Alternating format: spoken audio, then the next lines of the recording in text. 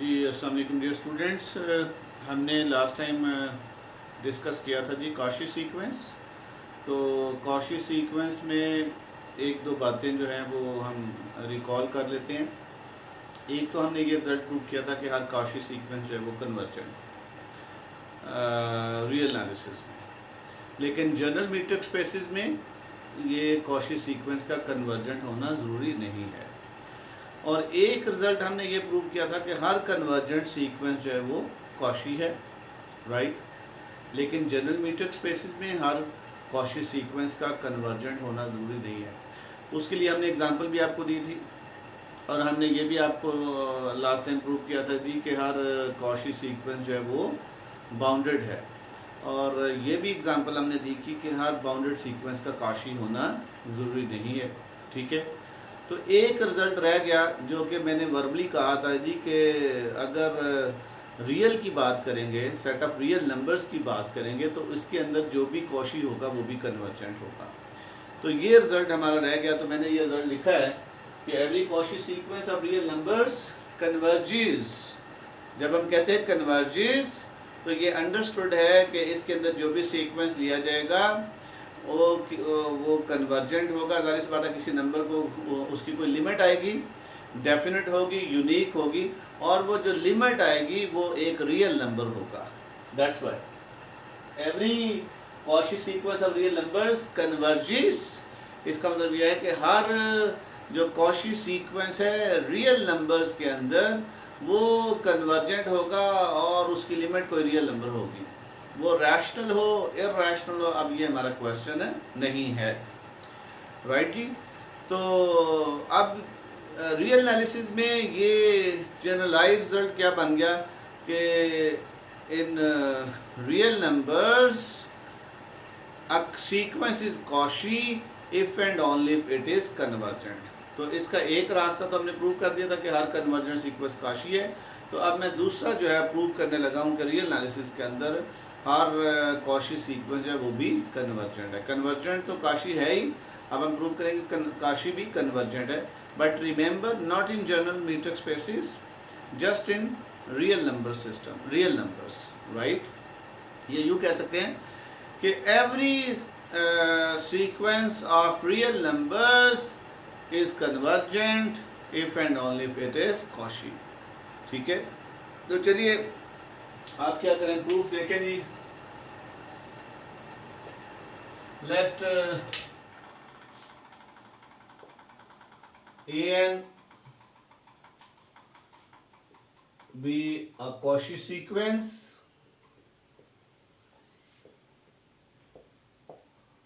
Of reals. जैसे आपने Cauchy sequence लिया तो आप फॉरन कॉशी सीक्वेंस की डेफिनेशन लगाइए, ठीक है। देन या यूँ भी कर सकते हैं कि आप पहले जो है वो कह लें कि कॉशी सीक्वेंस है तो ये बाउंडेड है, बाउंडेड है तो बोल्जानो से उसके पास एक कन्वर्जेंट सब सीक्वेंस होगा। तो सब सीक्वेंस की डेफिनेशन, ये दो डेफिनेशन बनेगी। वन इज़ कि इसके पास एक कन्वर्जेंट सब सीक्वेंस है और दूसरा ये है कि इसकी कॉशी सीक्वेंस है। तो ये दोनों डेफिनेशन को हम साइमल्टेनियसली यूज़ करेंगे, राइट। तो कॉशी सीक्वेंस की डेफिनेशन अगर आप यूज़ करते हैं तो हमारे पास क्या डेफिनेशन है। Then for epsilon positive, of course ये फॉर एप्सिलॉन जब फॉर गिवन है, ये आपने चूज़ कर लिया है, ये लेवल ऑफ टॉलरेंस है, you have to decide first. तो सम टाइम हम ये भी देखेंगे किताबों में लिखा होता है कि then for given epsilon, epsilon, then for given epsilon positive there exist a natural number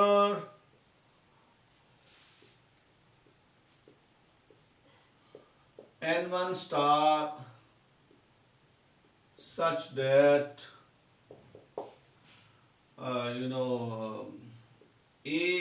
minus am mod less than epsilon by 2 whenever mn greater than n1 star। ये मैंने इसलिए ले लिया कि अभी हमने एक और डेफिनेशन यूज़ कर ली है और एप्सिलॉन बाई 2 भी इसलिए ले लिया कि ताकि जब बाउंडेड सब सीक्वेंस बाउंडेड के रेफरेंस से बात करेंगे कॉशी की, तो उसके पास एक कन्वर्जेंट सब सीक्वेंस लेना है, तो उसके लिए भी एप्सिलॉन बाय 2 ले लेंगे और दोनों को मिला के हम जो डेफिनेशन को कन्वर्जेंट की डेफिनेशन बनाने की कोशिश करेंगे। आल्सो इसको आप नंबर 1 कह लें। Also every Cauchy sequence is bounded।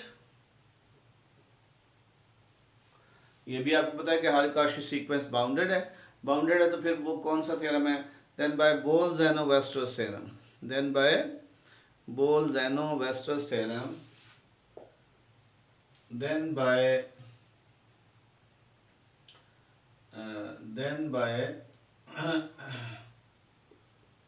बोल-ज़ेनो-वेस्टर्स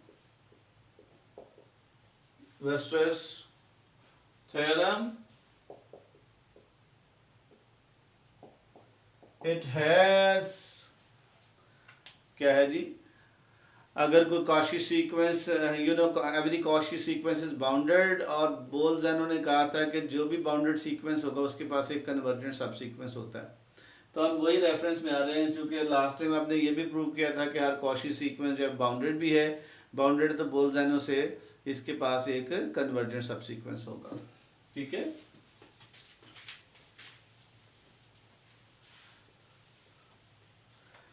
then by Bolzan-Weierstrass theorem it has a convergent subsequence से ए एन के। ठीक है जी, हम कन्वर्जेंट सीक्वेंस के लिए हम ए एन के यूज कर लेते थे। तो विथ लिमिट, ठीक है जी, limit k tends to infinity a n k is equal to L. कुछ भी ले लें, n1 n2, या basically n k greater than k है। अगर k टेंड्स टू इन्फिनिटी है तो n k तो टेंड्स टू इन्फिनिटी अल्टीमेटली है, तो लिहाजा इसमें कोई एम्बिग्युइटी नहीं है, राइट। लेकिन हम ये शो करना चाहते हैं कि ये जो L है ये Cauchy सीक्वेंस कन्वर्जेंट साबित करना चाहते हैं। और आपको पता है यूरेशियन प्रॉपर्टी में हमने ये कहा था कि अगर कोई सीक्वेंस कन्वर्जेंट है तो उसका हर सब सीक्वेंस भी कन्वर्जेंट है और उसी लिमिट को कन्वर्ज करता है जिसको जो एक्चुअल सीक्वेंस कन्वर्ज करता है। दोबारा मैं बताता हूँ कि हमने ये यूरेशियन प्रॉपर्टी में ये एक करैक्टराइजेशन लिखी थी कि भाई अगर कोई सीक्वेंस कन्वर्जेंट है, if and only if its every subsequence is also convergent and converging to the same limit। ठीक है, तो अब चूंकि आपने एक सब सीक्वेंस ले लिया है Cauchy सीक्वेंस का जो कि कन्वर्जेंट है और L को कन्वर्ज कर रहा है, तो फिर अगर आप Cauchy को कन्वर्जेंट प्रूव करना चाहते हैं तो आपको ये भी साबित करना होगा कि वो जो Cauchy सीक्वेंस है वो इसी लिमिट L को कन्वर्ज करता है। क्योंकि अगर कोई Cauchy सीक्वेंस कन्वर्जेंट है तो यूरेशियन प्रॉपर्टी के रेफरेंस से उसका हर सब सीक्वेंस भी कन्वर्जेंट होगा। इसका मतलब जो सब सीक्वेंस की लिमिट होगी वो ही एक्चुअल सीक्वेंस की लिमिट होगी, एंड कन्वर्सली जो एक्चुअल सीक्वेंस की लिमिट होगी वही हर सब सीक्वेंस की लिमिट होगी, राइट। तो दैट्स वाई अगर आप ये मान लेते हैं कि Cauchy सीक्वेंस बाउंडेड है और बोल-ज़ेनो कहता है कि बाउंडेड के पास एक कन्वर्जेंट सब सीक्वेंस होता है, और फर्ज करें आपने सपोज कर लिया कि वो कन्वर्जेंट सब सीक्वेंस L को कन्वर्ज करता है, तो याद रखिए now target is to show that the actual sequence also converging to L। इसका मतलब वो चूंकि आर्बिट्ररी Cauchy सीक्वेंस था और वो L को कन्वर्ज कर गया, इसलिए जो भी Cauchy सीक्वेंस होगा रियल नंबर्स में वो कन्वर्जेंट होगा, राइट। तो अब चूंकि ये L को कन्वर्ज कर गया तो once again apply the definition of a convergent sequence। ठीक है, then for epsilon positive already chosen, आप वही एप्सिलॉन चूज कर लें जो कि उसके लिए किया था, already chosen there exists a natural number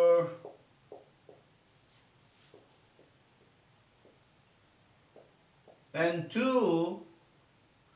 star.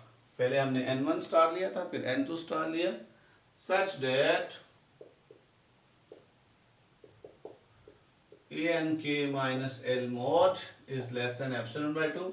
Whenever nk is greater than k, nk is greater than k and k is greater than n2 star. ठीक है, तो ये हमारी डेफिनेशन जो है कंप्लीट। अब वो जो आप ले लें जी के n1 स्टार और n2 स्टार से मैक्स चूज कर लें। ना चूज, इसको नंबर 2 कह लें। Choose n star is greater than max of n1 star n2 star. अगर आप इन दोनों से ग्रेटर चूज करते हैं, देन बाय 1 and 2 हमने साबित करना है कि an minus el less than epsilon. Then if n is greater than n star, then we see that what an minus l, देखिए an minus l, आपके पास इक्वेशन 1 है, इक्वेशन 2 है, दोनों को यूटिलाइज कीजिए। दिस इज लेस और equal to an minus an k plus an k minus l। लोग हमने an k ऐड भी कर दिया, an k सब्ट्रैक्ट भी कर दिया, तो an माइनस an k, ये an k को m यूज कर लें तो an माइनस am, चूंकि am भी जो है वो ग्रेटर देन n स्टार है और n स्टार आपने मैक्स चूज कर लिया है, तो इसका मतलब बहुत आगे से हम नंबर पिक कर रहे हैं। तो n के जो है वो ग्रेटर देन k है और k greater then n2 star था और n स्टार जो है उससे भी बड़ा है, मैक्स है, right. So that's why an और an के m बन गया, am बन गया। तो an minus am is less than epsilon by 2। This is an के माइनस l, ये सबसीक्वेंशियल लिमिट की वजह से ये लेस देन एप्सिलॉन बाय 2 है। कब बोला? व्हेन n और n के दोनों ग्रेटर देन n स्टार हैं दोनों। So which is less than epsilon by 2 plus epsilon by 2। कब बोला? If n k greater than n star, अगर दोनों जो है वो n स्टार से बड़े। r आपने क्या प्रूव कर दिया? अब देखिए r, you have shown that an minus l mod is less than epsilon whenever n greater than n star। तो अब ये आपकी कन्वर्जेंस की डेफिनेशन पूरी होगी। This shows that an is convergent, this shows that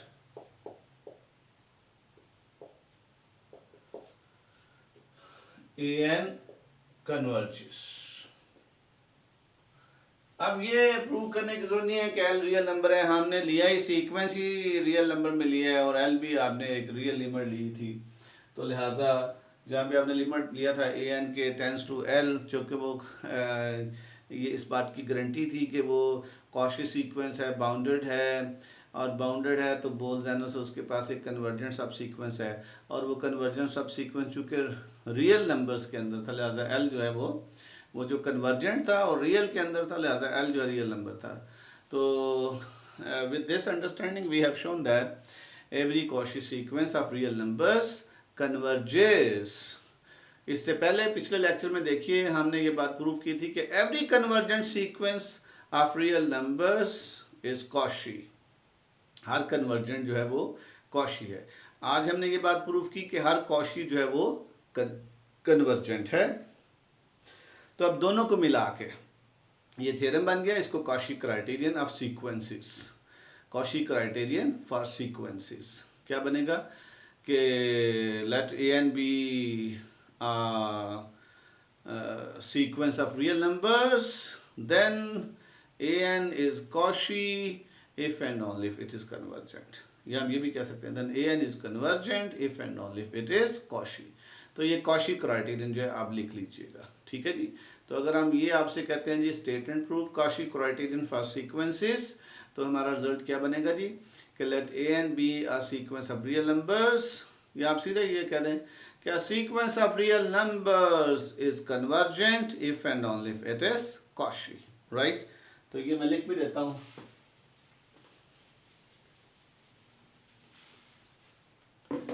a sequence of ये Cauchy criterion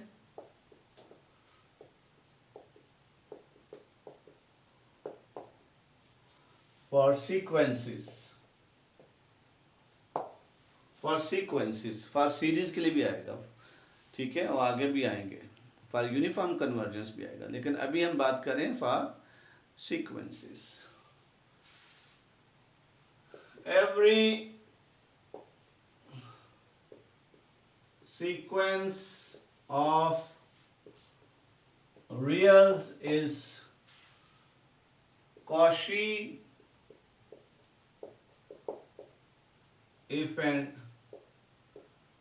only if it is convergent।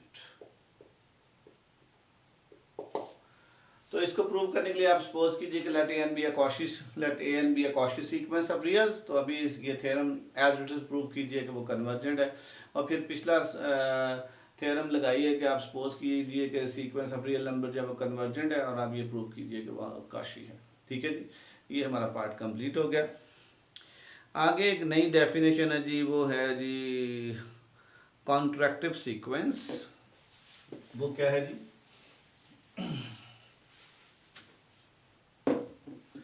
कॉन्ट्रैक्टिव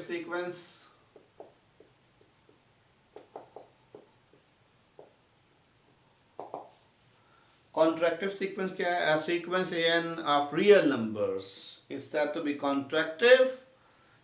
A sequence of reals is contractive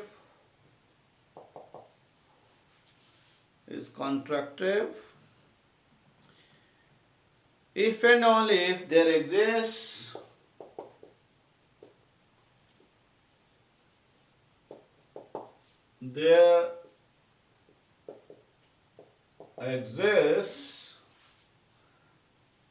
a constant k,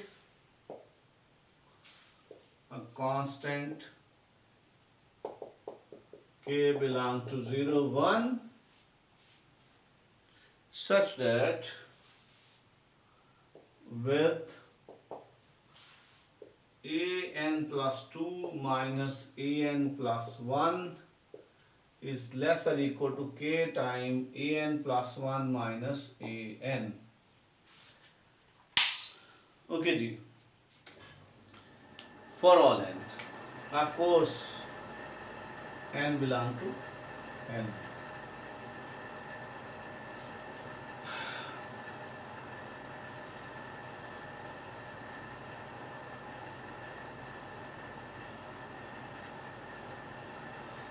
जी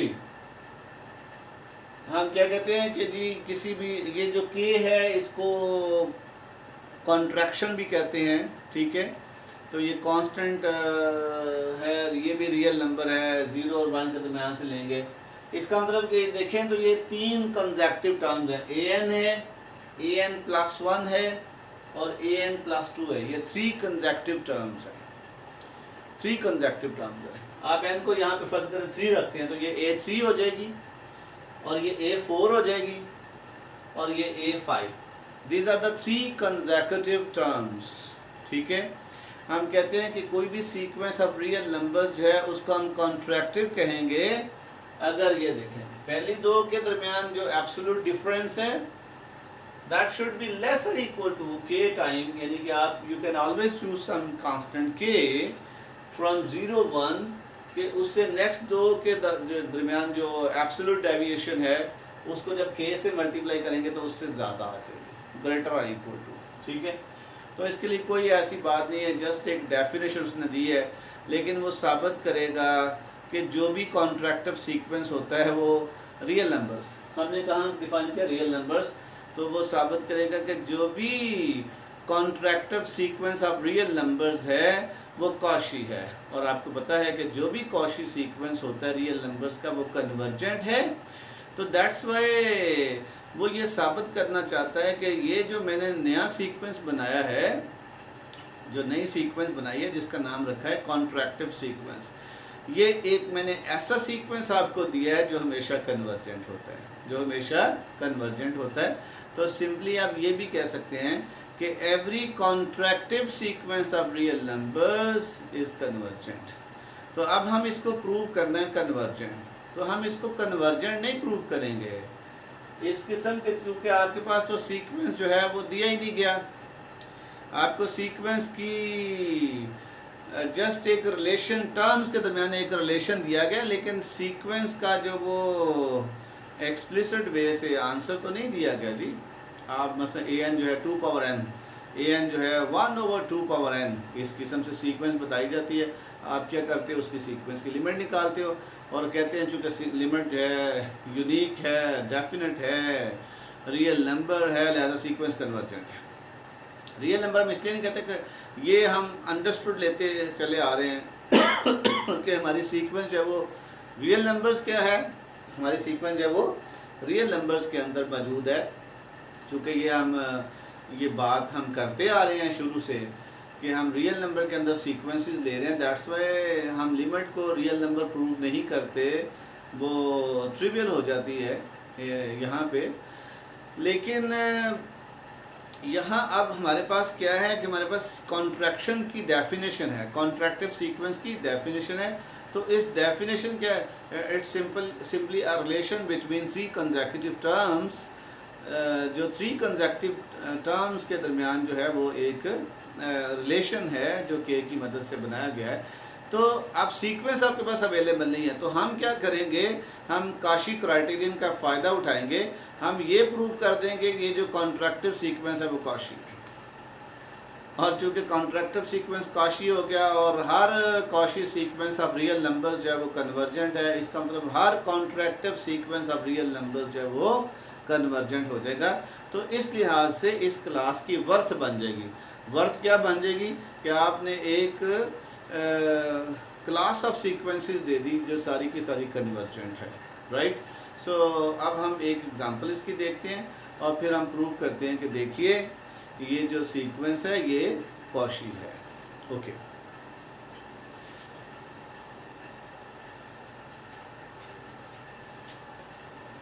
जी, अब देखिए उसने कहा जी अगर हम ये ले लें A1, हम ले लें एग्जांपल,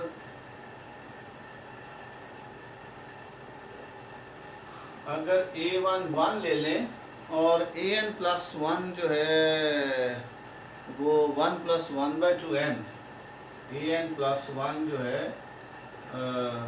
1/2 क्या दिया गया, 1 + 1/2, 1 + 1/2 an, ये रिलेशन दिया गया। ये बिल्कुल उसी तरह से रिकर्सिव सीक्वेंस की तरह का रिलेशन दे दिया कि बस 1 यहाँ डालेंगे तो आपको A2 मिल जाएगी, फिर ये यहाँ डालेंगे, तो ये तो रिकर्सिव सीक्वेंस है। रिकर्सिव सीक्वेंस की टर्म्स के ऊपर गौर करते करते आप जनरलाइज टर्म भी लिख लेते हैं, लिमिट भी निकाल लेते हैं, ठीक है। तो हम ज़रा इसको देखते हैं, हम अपने अंदाज से इसको देखेंगे कि ये क्या बना। तो आप देखिए an+2, नाउ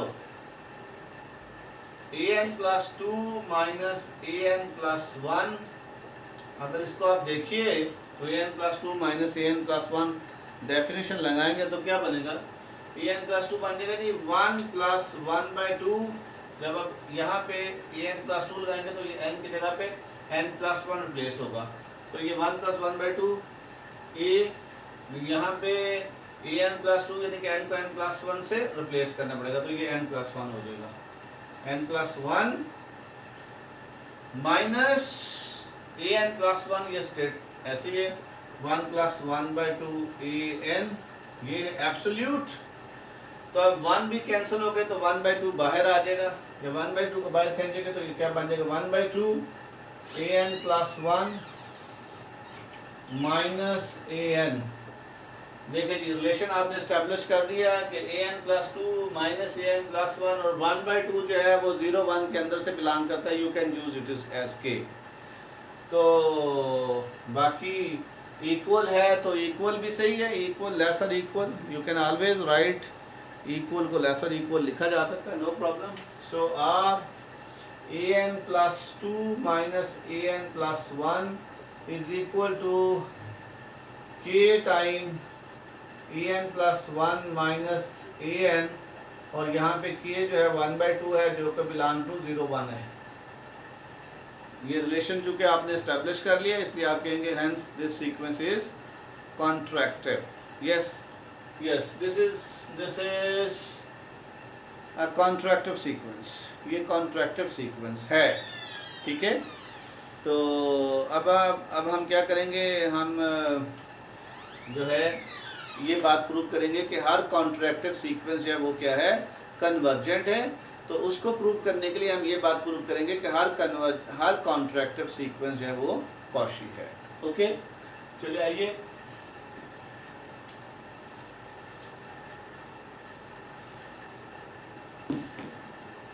इसको हम कहते हैं कॉन्ट्रैक्शन प्रिंसिपल। क्या कहते हैं जी? Contraction principle. कॉन्ट्रैक्शन प्रिंसिपल भी कहते हैं every contractive sequence of real numbers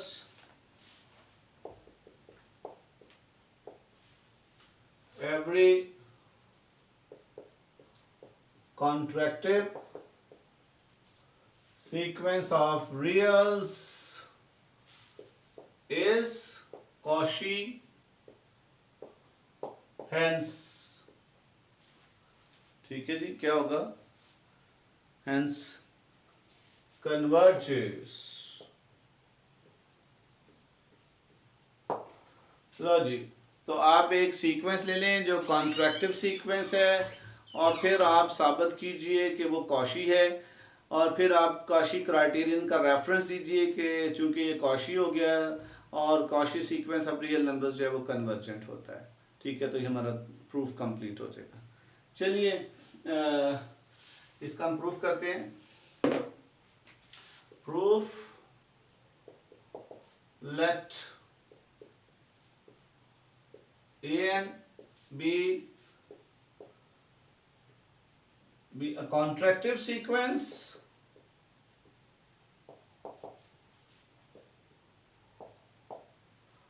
of reals, then by definition there exists a k belong to 0 1 such that what an plus 2 minus an plus 1 mod, ये हम definition लगा रहे हैं, less और equal to k time an plus 1 minus an। remember this is the definition for all n where n belong to natural n, या यहाँ लिख लें for all n, ठीक है जी। ये थोड़ा सा देख लें, हमने क्या किया, let an be a contractive sequence of reals, then by definition there exists a k belong to 0 1 such that an plus 2 minus an plus 1 less or equal to k time. अब ये लगाते जाएं, बार बार लगाते जाएं, ठीक है। ये डेफिनेशन जब बार बार लगाएंगे, apply the definition again and again successively, the successive applications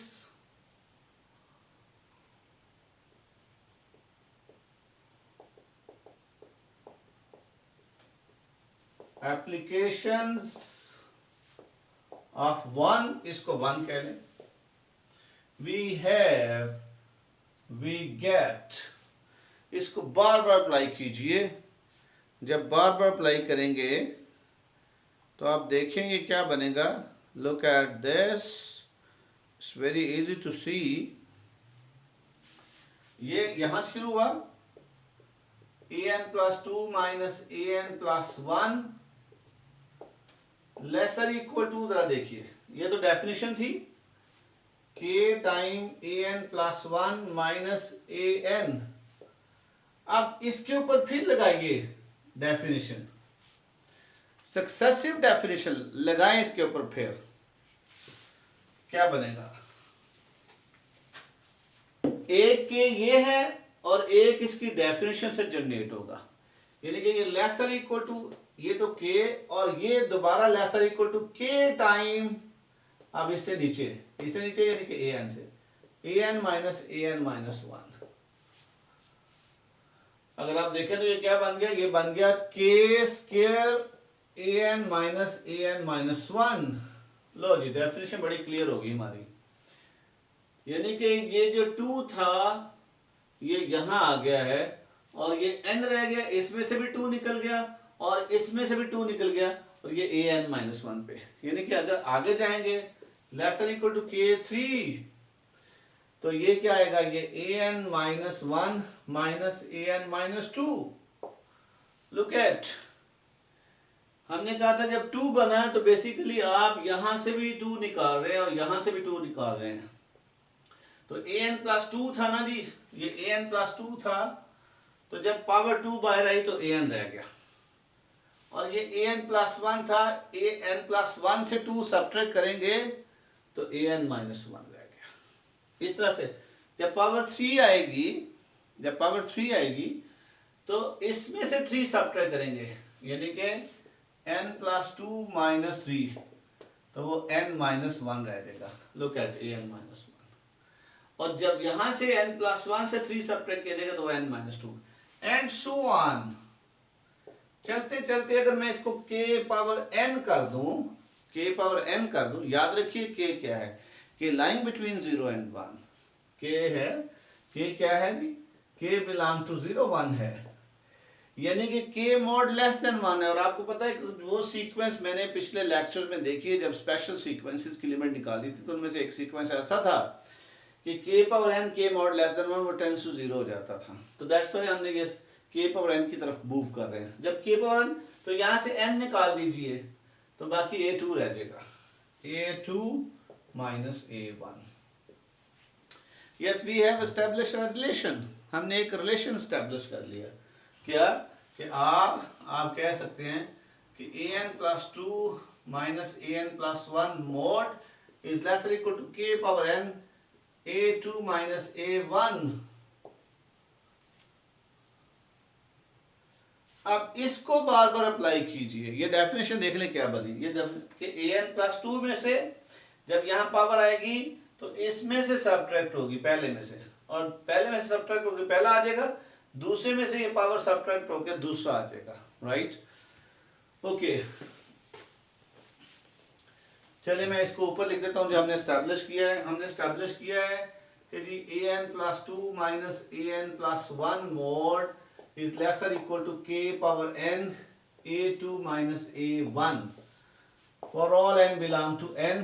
ये मैंने एस्टैब्लिश कर लिया है, इसको आप नंबर 2 भी कह सकते हैं जो अगर पहले किसी को कहा है। दोबारा देखिए कैसे कि जब पावर n होगी तो वो n यहाँ से निकलेगा तो पहला आ जाएगा, यहाँ से निकलेगा तो दूसरा आ जाएगा। ये वाली बात अपने ज़हन में रखिए, हमने इसी को अप्लाई करना है बार बार, ठीक है। नाउ अब आइए कॉशी सीक्वेंस के लिए। Now if mn greater than n star however large and epsilon positive then am minus an। देखिए जी ये हमने खुद से, हम चूंकि इसको कॉशी प्रूव करना चाहते हैं तो हमने कोई n स्टार फिक्स कर लिया, होएवर लार्ज, बहुत बड़ा लार्ज नंबर फिक्स कर लिया और mn उससे बड़े ले लिए और एप्सिलॉन भी कोई पॉजिटिव ले लिया, राइट, कि कोई एप्सिलॉन कोई स्मॉल नंबर है जो कि पॉजिटिव है, तो हम am माइनस an को इसकी मदद से साबित करेंगे कि ये लेस देन एप्सिलॉन है। अगर ये लेस देन एप्सिलॉन हो जाता है for all mn greater than n star, this means that our sequence is Cauchy and every Cauchy sequence of real numbers is convergent, hence this contractive sequence must be convergent, right। अब am minus an को आप लिख सकते हैं this is less or equal to am minus 1। ये हम triangular inequality लगा रहे हैं, यानी कि बीच में ये सब्ट्रैक्ट भी करेंगे ऐड भी करेंगे, सब्ट्रैक्ट वाला इसके साथ जोड़ दिया, ऐड वाला अगले के साथ और लेसर इक्वल टू बना दिया, plus am minus 1 plus minus am minus 2, right. ये चलते जाए, ठीक है, और प्लस सो ऑन लास्ट पे हमने कर दिया जी, क्योंकि लास्ट an था और इससे पीछे वाली कौन सी होगी an+1, तो an plus 1 minus an। Look, हमने कुछ नहीं किया, हमने इसके दरमियान वाली टर्म जो है बीच में ऐड सब्ट्रैक्ट कर दी है। इससे am माइनस 1 ऐड भी किया, सब्ट्रैक्ट भी है, ऐड भी किया, फिर अगली भी सब्ट्रैक्ट भी की, ऐड भी की। तो फिर दो दो को जोड़ते हुए जो ट्राइंगुलर इनइक्वालिटी है उसको यूज कर लिया। तो मॉड की property, you know, a plus b mod is less than equal to a mod plus b mod. Similarly a plus b plus c mod is less than equal to a mod plus b mod plus c mod, and so forth. जितनी मर्जी term के लिए आप ये apply कर सकते हैं, ठीक है। तो अब देखिए ये वाला जो है, इसके ऊपर ये प्रॉपर्टी लगाई है कि a माइन प्लस 2 और ये किसके बराबर आएगा अकॉर्डिंग टू 2 यूजिंग 2। वो ये करता है कि k की जो पावर आती है वो इसमें से सब्ट्रैक्ट होती है। तो यहां से इसमें से आप क्या सब्ट्रैक्ट करेंगे, अगर 2 ही लेके आना चाहें, अगर यही चीज लेके आना चाहें तो 2 लाना चाहते हैं तो फिर क्या सब्ट्रैक्ट करेंगे, this is less than equal to, ये बनेगा k पावर m माइनस 2। क्योंकि आप देखें ना, इसमें से जब m माइनस 2 सब्ट्रैक्ट करेंगे, m में से m माइनस 2 सब्ट्रैक्ट करेंगे तो बाकी a2 आ जाएगा। लुक, m माइनस 2 तो क्या बनेगा, m minus m plus 2, this is 2। तो अब a2 लाना चाहते हैं, ये लाना चाहते हैं, तो यहां पावर क्या एडजस्ट की जाए कि a2 माइनस a1 ही बचे, हर दफा यही बचे। तो k की पावर अगर m माइनस 2 लेंगे, इसका मतलब इसमें से जब m माइनस 2 सब्ट्रैक्ट करेंगे तो ये a2 आ जाएगा, और इसमें से जब m माइनस 2 सब्ट्रैक्ट करेंगे तो ये a1 आ जाएगा। तो ये आ जाएगा a2 माइनस a1 मॉड। ये इसकी जगह ये यूज कर लिया हमने, प्लस नेक्स्ट ये देखिए ये क्या बनेगा इस तरह से, इसमें से m माइनस 3 जो कि आप 2 लाना चाहते हैं, तो k पावर m माइनस 3 और बाकी a2 माइनस a1 बचेगा, प्लस 1 चलते चलते लास्ट में से क्या बचेगा, क्योंकि a2 लाना चाहते हैं आप, तो a2 लाने के लिए लास्ट में से बचेगा जी k power m minus n minus 2 an plus 1। ठीक है, इसमें से आप करेंगे जी k power n minus 1, k power n minus 1 into a2 minus a1। ठीक है, अगर ना समझ आए तो ये बार्टल की किताब के अंदर कॉन्ट्रैक्टिव सीक्वेंस का कॉन्सेप्ट मौजूद है, ये रिजल्ट भी वहां पे मौजूद है, मैं वहीं से ले रहा हूँ, राइट। ओके, अब इन सब में से देखिए a2 minus a1, a2 minus a1, ये लास्ट देखे ना जी, यहाँ आप a2 लाना चाहते हैं तो इसमें से क्या सब्ट्रैक्ट करें, n प्लस 1 की जगह a2 लाना चाहते हैं तो इसमें से n माइनस 1 सब्ट्रैक्ट करेंगे, ताकि माइनस माइनस प्लस 1 2 जो n कट जाए तो k की पावर n माइनस 1 मैं ऊपर लेके आऊँ, बाकी a2 माइनस a1 बचेगा। अब सब में से अगर आप कुछ ले लें तो साइड पे लिख दें यूजिंग 2, यूजिंग, ये हमने 2 को यूज किया है, 2 को यूज करते हुए आप यहां पे पहुंच गए, राइट। ओके,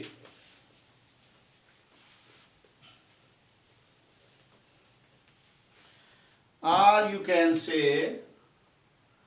कि am minus an mod less और इक्वल टू, अंदर बचा k power m minus 2 plus k power m minus 3 plus so on, plus last one is k power n minus 1, और बाहर बच गया a2 minus a1।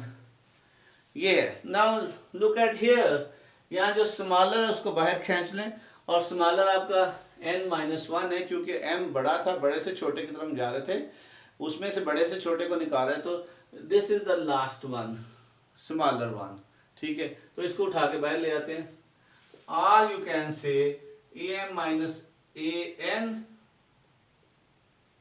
Mode is less than equal to, यहां से k power n minus 1 ले लें, और बाकी क्या बचेगा, अगर उल्टा लिख लूं इसको, मैं 1 को पहले लिख लूं, ये चलो ऐसे लिख लो, तो ये जब कॉमन लेंगे तो आपको पता है जब एक्स क्यूब से एक्स स्क्वायर कॉमन लेते हैं तो आप एक्स स्क्वायर से डिवाइड कर देते हैं तो 1 आ जाता है, यानी कि 3 माइनस 2। तो सिमिलरली जब आप n माइनस के एन माइनस वन कॉमन लेंगे तो इसमें से ये सब्ट्रैक्ट हो जाएगा, तो m minus two minus n plus one हो जाएगा, ये बनेगा m माइनस एन और माइनस वन। तो बाकी बचेगा, अंदर क्या बचेगा, k की power m minus n minus one plus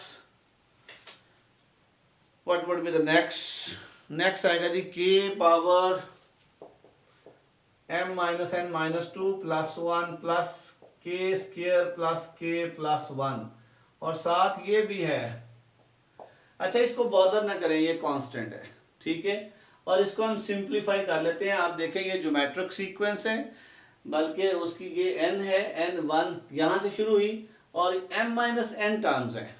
मैंने आपको लास्ट टाइम बताया था कि लास्ट जो आपका जो है ये है, और 1 से यहाँ से स्टार्ट हो एक टर्म ये भी है, तो ये m minus n minus one terms है यहाँ से यहाँ तक, और प्लस वन टर्म वो इसमें से खत्म होगी, तो ये m माइनस एन टर्म्स है। कितनी टर्म्स है, m माइनस एन टर्म्स। तो इसके ऊपर लगा दें आप ये फॉर्मूला लगा दें, तो क्या बनेगा, r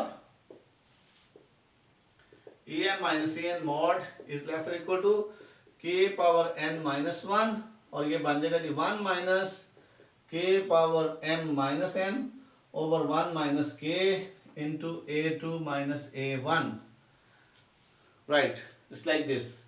क्योंकि k जो है वो लेस देन वन है, k लेस देन वन है, तो आप ये फॉर्मूला लगा दिया। आप कुछ लोग इसको पॉजिटिव भी करना है तो इसको प्लस इसको माइनस कर दें, वो कोई फर्क नहीं पड़ता, क्योंकि माइनस यहाँ से कॉमन लेके कैंसिल हो जाएगी, तो 1 माइनस दिस भी कर सकते हैं, नो प्रॉब्लम, कोई इश्यू नहीं है। क्योंकि वो हमने पढ़ा था कहीं कि अगर r mod less than one हो तो r n minus one over r minus one हो, वो कोई फ़र्क नहीं पड़ता, ठीक है, क्योंकि वो माइनस ऊपर नीचे से कैंसिल आउट की जा सकती है।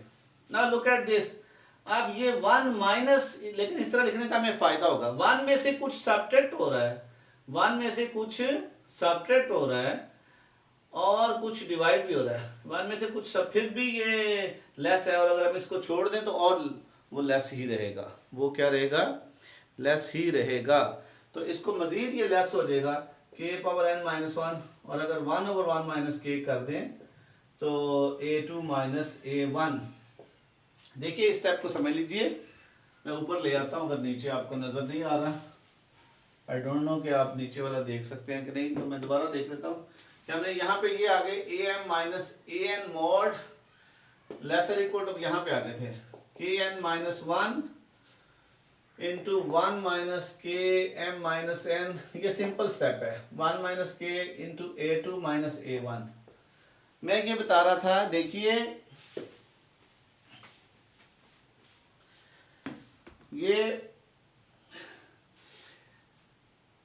1 में से ये सब्ट्रैक्ट, ये तो कांस्टेंट है, इसको तो आप बेशक इसके नीचे ले आइए, इसको इसके नीचे ले, इसका हिसाब, ये 1 में से कुछ सब्ट्रैक्ट हो रहा है, फिर भी ये साइड लेस है, यानी कि ये 1 में से कुछ सब्ट्रैक्ट कर रहे हैं, कोई पॉजिटिव नंबर की कुछ पावर है, 1 में से कुछ सब्ट्रैक्ट हो रही है, फिर भी ये ग्रेटर है उससे। तो अगर मैं इसको छोड़ दूं तो ये तो और बड़ी टर्म हो जाएगी, तो फिर उससे और ज़्यादा बड़ी हो जाएगी, तो you can say this is less than k power n minus one over 1 minus k into a2 minus a1। Now look at this, आप इसके ऊपर आ जाइए, k power n minus one, right जी। तो ये जो है, ये तो सारे का सारा कांस्टेंट है, ये सारे का सारा क्या है, ये कांस्टेंट है, क्योंकि k जो है 0-1 के दरमियान फिक्स नंबर है, कांस्टेंट जो आपने फिक्स कर लिया था शुरू में। a2 a1 जो फर्स्ट टू टर्म है ये भी कांस्टेंट है, ये सारे का कांस्टेंट है, इसको आप अल्फा कह सकते हैं। और you can say that am minus an mod is less than alpha time k power n minus 1, say alpha is equal to a2 minus a1 over 1 minus k। अब देखिए, अब ये सिंपली ज्योमेट्रिक सीक्वेंस आ गया, क्या आ गया, geometric sequence है। और हमने कहा था कि आपको याद होगा कि हमने प्रूव किया था कि r n जो है वो टेंस टू 0 होता है अगर r मॉड जो है लेस देन 1 हो और n टेंस टू इन्फिनिटी हो। अगर आप n बढ़ाते जाएं और r नॉट लेस देन 1, जैसे 1/2 है, 1/2 की एग्जांपल, 1/2 की पावर बढ़ाते जाएंगे तो ये नंबर छोटा होता जाएगा, होते होते जीरो को कन्वर्ज कर जाएगा। तो सिमिलरली चूंकि n जो है वो लार्ज है, वो ग्रेटर देन n स्टार है, where n star is very very large, और n उससे भी बड़ा है, तो इसका मतलब ये k की बहुत बड़ी पावर है, और k मॉड के लेस देन 1 है, लिहाजा ये टेंस टू 0 होगा। दिस मीन्स दैट इसको नंबर 3 कह लेते हैं। Number 3, now if n greater than n star and k mod is less than 1, then k power n minus 1 tends to 0. Of course अगर n star से large है, और n star जो आपने शुरू में वेरी लार्ज कहा था, लार्ज इनफ कहा था, और n उससे भी लार्ज है, तो फिर ये k power n tends to 0 होगा as n tends to infinity, ठीक है, large enough. So hence equation 3 yields that क्या बनेगा, इक्वेशन 3 क्या करेगी कि ये बन जाएगा जी am minus an mod tends to 0 when n greater than n star, and that is when n is large enough, और जीरो जो है वो लेस देन एप्सिलॉन है, ये भी आपको पता है, 0 इज लेस देन एप्सिलॉन, और am minus an mod is less than epsilon whenever n greater than mn greater than n star. What does it mean? This shows that an is a Cauchy sequence. आप लिखें, this shows that an is a Cauchy sequence. Hence by Cauchy criterion of real numbers it is convergent. ठीक है, तो this completes the proof. हमने prove कर दिया कि every contractive sequence of real numbers is Cauchy and hence it is convergent. यहाँ directly आपसे ये भी पूछा जा सकता है कि every Cauchy sequence of real number, every contractive sequence of real numbers is convergent. ठीक है जी, नेक्स्ट टाइम इंशाल्लाह सून मैं कल ही कोशिश करूँगा कि हम प्रॉपरली डाइवर्जेंट सीक्वेंसेस को पढ़ें और इस चैप्टर को कंप्लीट कर दें। फिर नेक्स्ट हम स्टार्ट करेंगे सीरीज़। ठीक है जी, थैंक यू वेरी मच, अल्लाह हाफिज़।